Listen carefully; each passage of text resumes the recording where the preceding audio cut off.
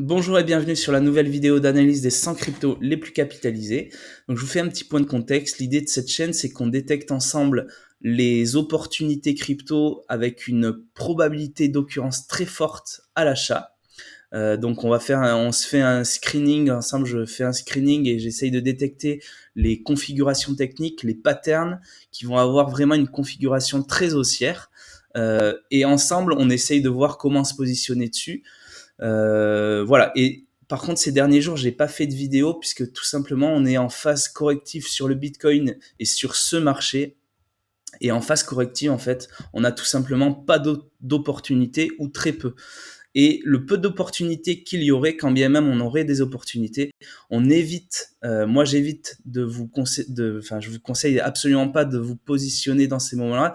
Pourquoi? Parce que aujourd'hui le Bitcoin il représente un petit peu le sentiment de marché, vu que c'est lui qui est dominant et qui a cette dominance et qui mène la danse sur le marché des cryptos. Vu qu'aujourd'hui c'est le cas et ce sera certainement le cas encore ces prochaines semaines, peut-être que dans les mois et les années à venir ça changera, peut-être qu'il aura plus cet impact sur l'ensemble du marché crypto. Mais aujourd'hui c'est lui qui mène la danse. Donc quand lui est en phase corrective, on ne prend tout simplement pas de position puisque voilà, c'est trop risqué. Nous, on n'est pas là pour faire de la bourse casino, on est là pour vraiment minimiser notre risque et sécuriser notre capital. Voilà un petit peu pour le point de contexte et c'est donc la raison pour laquelle j'étais beaucoup moins présent, que j'ai fait beaucoup moins de vidéos ces derniers jours. Là, je vous fais une analyse du Bitcoin puisqu'on est quand même en phase charnière, c'est-à-dire que si, vous voyez ici, on est donc, voilà, on est le 2 juin, il est 11h19, on est avec le Bitcoin contre du dollar en hebdomadaire, donc chaque bougie rouge ou verte que vous voyez correspond à une semaine de cotation. Et ce qu'on voit ici là, c'est que on est venu buter sur la bande inférieure de Bollinger et que là, on est vraiment dans un moment charnière. Vous voyez cette droite que je vous ai tracée là, cette résistance ou ce support, comme vous voyez, ce support, si jamais on vient à casser vers le bas, ce sera quand même le signal très fort qu'on repart sur un bear market, sur un marché baissier. Voilà. En revanche, si on a une bougie verte qui revient intégrer, qui revient toucher la moyenne mobile à 20 et qui revient intégrer donc le niveau des 47 000, 50 000 dollars, là on pourra avoir un nouveau schéma haussier sur le Bitcoin. Voilà, je vous donne mon scénario favori. Pour moi, ça reste peu probable avec les 2 grosses semaines de baisse qu'on a eu de pas venir rebondir en vert. Donc pour moi, ça va être le scénario le plus probable. Ça va être quelque chose comme ça. On va venir rebondir ici, doucement, réintégrer les niveaux et ensuite éventuellement recasser comme ça. Alors en termes de temps, je sais pas, et de timing, je sais pas si ce sera clairement ça, évidemment, hein, j'ai pas de boule de cristal. Mais voilà, pour moi, c'est le scénario le plus probable sur le Bitcoin. Ensuite, on a donc le bear market, hein, si jamais on venait à casser ce support. Et le troisième, qui pour moi est le moins probable, c'est de repumper, avoir une énorme bougie verte qui fasse repartir le Bitcoin très fort et qu'on vienne voilà, repartir en tendance directement avec une énorme bougie verte, une ou deux, enfin des grosses bougies vertes qui viennent s'enchaîner. Voilà, pour moi, ça reste le scénario le moins probable. Voilà. Donc, je vais passer en journalier pour voir ce qui se passe un petit peu de plus près. Vous voyez, on a consolidé donc sur ce niveau-là des 37 000 dollars. On est venu voilà, consolider comme on avait fait ici en janvier, vous voyez. Et là, voilà, il faut simplement patienter pour voir ce qui va se passer ces prochains jours. Si on casse la bande de la moyenne mobile et qu'on revient intégrer, voilà, pour moi, ce sera ce scénario à privilégier. On va passer sur l'Ethereum, voir ce qui s'est passé. L'Ethereum, si on prend un petit peu de recul également, on est encore dans une phase, dans une grosse tendance haussière hein, sur l'Ethereum. puisqu'on était venu casser ici en octobre, novembre. Vous voyez, et que là, on a simplement fait une pause avec cette énorme bougie rouge. Mais on n'a même pas cassé la moyenne mobile sur, voilà, on est en hebdomadaire, on n'est même pas venu casser cette moyenne mobile. Donc là, si on vient à casser cette moyenne mobile et venir toucher la bande de Bollinger inférieure, ce sera un signal fort de retournement ou de pause, de grosses corrections en tout cas. Parce que là, on est vraiment sur une phase de consolidation ou de respiration sur l'Ethereum.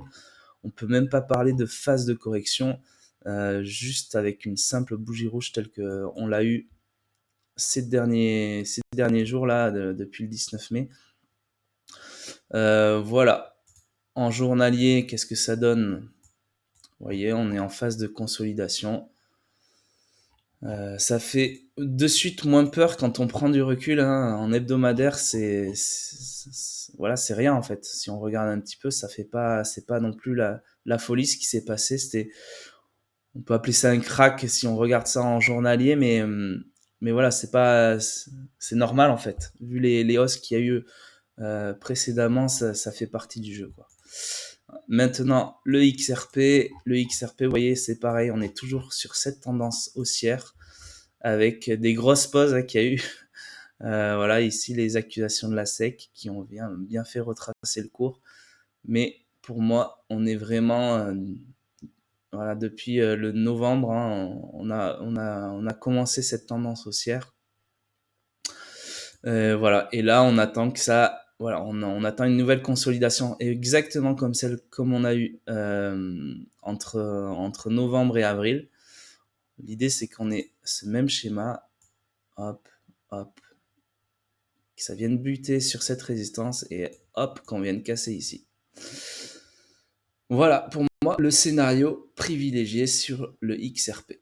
Et ensuite, je vous ai sélectionné l'ADA et Matic, qui sont encore pour moi restés sur leur tendance haussière, hein, contrairement à l'ensemble du marché crypto. C'est enfin sur les 100 que j'analyse en tout cas, c'est les deux pour moi qui restent dans leur tendance en tout cas. Vous voyez, ici on avait cassé la résistance en début mai. On est venu retracer, mais ça a simplement généré des grosses mèches. Et là, on est toujours dans cette tendance, vous voyez, hein. Là, si on repart avec une bougie verte, pour moi, c'est ça la probabilité, c'est qu'on reparte sur la tendance. Alors, est-ce que c'est pour autant le moment de vous positionner sur l'ADA? Pour moi, c'est pas, comme je vous le disais en début de vidéo, c'est pas le cas. Pourquoi? Parce que sur le Bitcoin, on est encore en phase corrective, on sait pas ce qui va se passer. Et vu qu'on ne sait pas ce qui va se passer, si le Bitcoin vient à chuter de nouveau, on aura une probabilité très forte que l'ensemble, que ce soit Matic ou ADA, qui sont restés en phase, en tendance haussière actuellement, mais elles aussi chutent. Et donc, c'est pour ça que moi, je préfère ne pas prendre de risques et de rester cash, de regarder le marché depuis l'extérieur et de regarder ça de loin. On regarde maintenant Matic, qui elle aussi donc est restée sur sa tendance malgré le crack ici, le crack, voilà, on peut appeler ça un crack ou pas, j'en sais rien. Mais en tout cas, sur cette belle correction, vous voyez, en fait, c'est absolument rien par rapport à la configuration qu'on voit ici, en fait, hein. C'est simplement une pause qui est venue voilà, mettre une pause sur cette tendance, mais là, on est revenu réattaquer, réintégrer. Et là, pour moi, elle ne demande qu'une chose, c'est de repartir. Donc là, si on a des nouvelles bougies vertes, si le Bitcoin rebondit, on risque d'avoir des énormes bougies vertes sur ces deux cryptos là. Pour moi, voilà. Mais vu qu'on sait pas ce qui va se passer sur le Bitcoin, on ne fait rien, on reste. Voilà. Nous, l'idée, c'est vraiment de préserver le capital et de prendre, hein, comme je vous le disais, des tendances comme ça sur des signaux qui sont bien plus forts.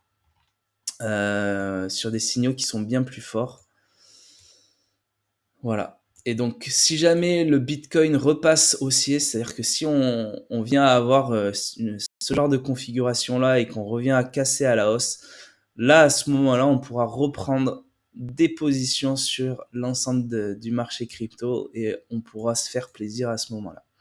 Et pour l'instant, c'est trop risqué selon moi. Voilà, donc si vous avez apprécié la vidéo, je vous ferai sans doute un nouveau point dès qu'on aura un petit peu avancé sur cette phase-là. Est-ce qu'on va avoir cassé vers le haut ou cassé vers le bas? Je referai une vidéo quand on aura eu ces signaux-là. Et comme ça, on pourra voir ensemble la suite des événements, les probabilités d'occurrence de chaque scénario.